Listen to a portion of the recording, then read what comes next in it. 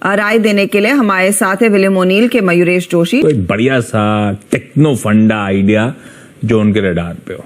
मयूरेश जी, पहले तो overall mood कैसा है बाजार को लेकर? आप लोग का क्या व्यू बन रहा है भाई? और गिरेंगे क्या?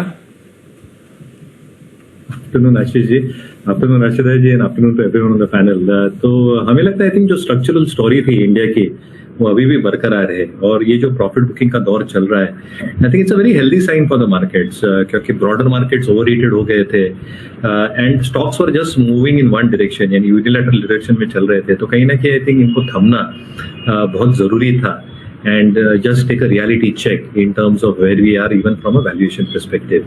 Structural change इंडिया में बिल्कुल हुआ नहीं है। शायद डिस्ट्रीब्यूशन डेज जैसे हम देखते हैं हमारे मार्केट्स में इंडिया में कैंसिल मेथोडोलॉजी में, वो भी बरकरार है। कल का भी एक लो वॉल्यूम डे था, as we saw it on Nifty compare to the previous days action.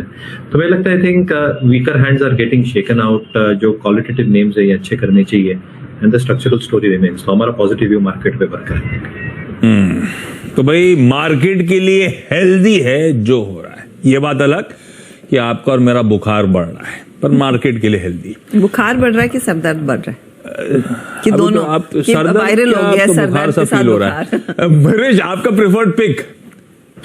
तो आई नो जो मैं डिस्कस करने वाला हूँ, ये 2 दिन से काफी पीट रहा है ये पूरा स्पेस। पीएसयूज जो एक पूरे लाइमलाइट में थे, obviously have taken a huge beating कल और आज के सत्र में।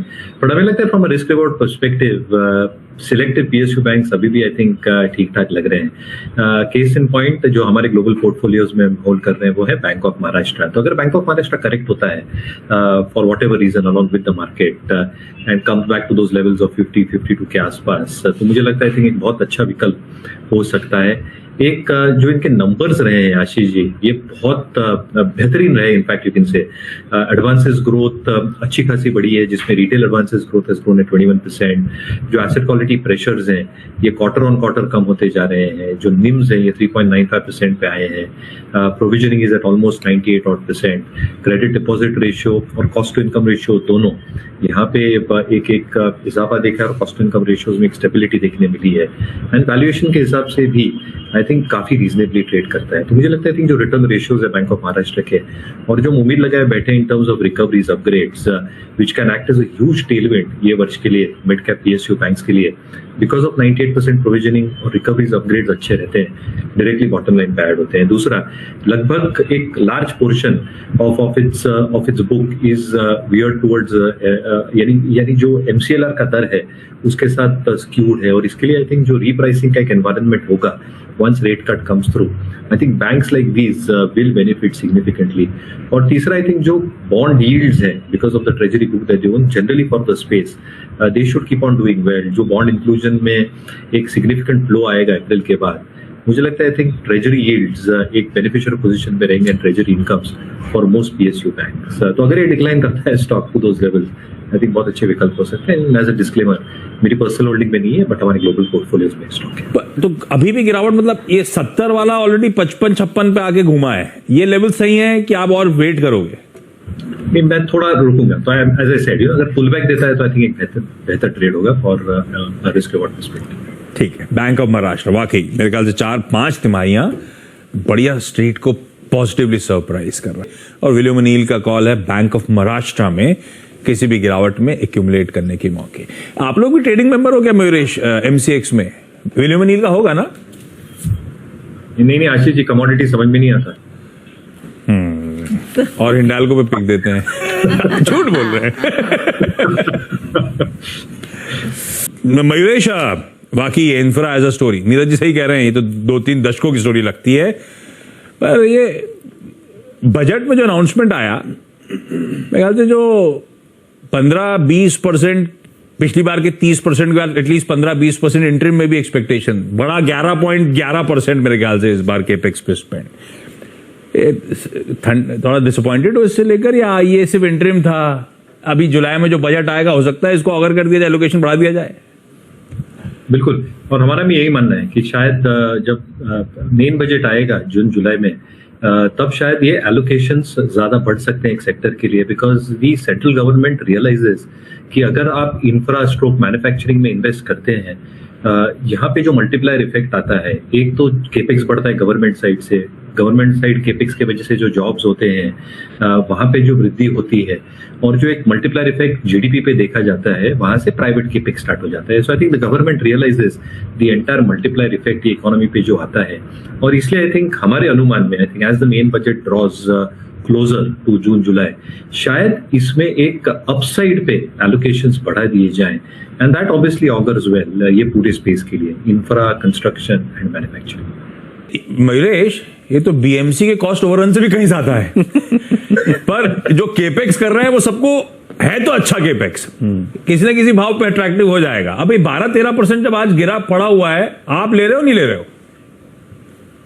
नहीं, मुझे लगता है आई थिंक थोड़ा कंसोलिडेट होगा. अगर ये लेवल्स पे कंसोलिडेट होता है आशीष जी, तो I think we will maintain our positive stance. दो चीजें, एक जैसे मोटा भाई ने कहा, obviously I think this is the factor which is creating a huge impact. But ये 365 मिलियन एक उनकी जो stand alone recycling investment facility है यूएस में नोवेलिस की, वहां पे भी इन्वेस्ट कर रहे हैं. तो कहीं ना कहीं आई थिंक जो इनिशियल इन्वेस्टमेंट था और जो एग्जिस्टिंग इन्वेस्टमेंट होने वाला है, वो नोवेलिस के कैश फ्लो पे जरूर इंपैक्ट लाएगा. But I think the management sounds very very hopeful दो चीजों पे. एक, आई थिंक जो बेवरेज कैन का इनका बिजनेस है, that expected to grow at a very good pace. और दूसरा, एल्यूमिनियम का जो बिजनेस है ईवीज को लेके, यानी ईवी गाड़ियों को लेके, वहां पे अच्छी खासी बढ़त मान के चल रही है हिंडाल को. और इसलिए जो लास्ट यानी ये जो एग्जिस्टिंग तिमाही थी, यहाँ पे इन्होंने लगभग जो $500 प्रति टन जो इबिटा पोस्ट किया था, they are expecting EBITDA in fourth quarter at 525, और अगले कुछ क्वार्टर्स के लिए 600 क्रॉस करेगा. तो कहीं ना कहीं आई थिंक ऑपरेटिंग एफिशिएंसीज बरकरार रहेगी. This will obviously create an impact on cash flows, but even standalone business, मेरे ख्याल से I think aluminium EBITDA, including Utkal का जो उनका एक जो डिवीजन है, यहाँ पे एक significant growth देखी गई है year on year और quarter on quarter as well, and copper is showing signs of stability. तो मुझे लगता है I think जो आज price damage हुआ है, the worst is probably now captured in.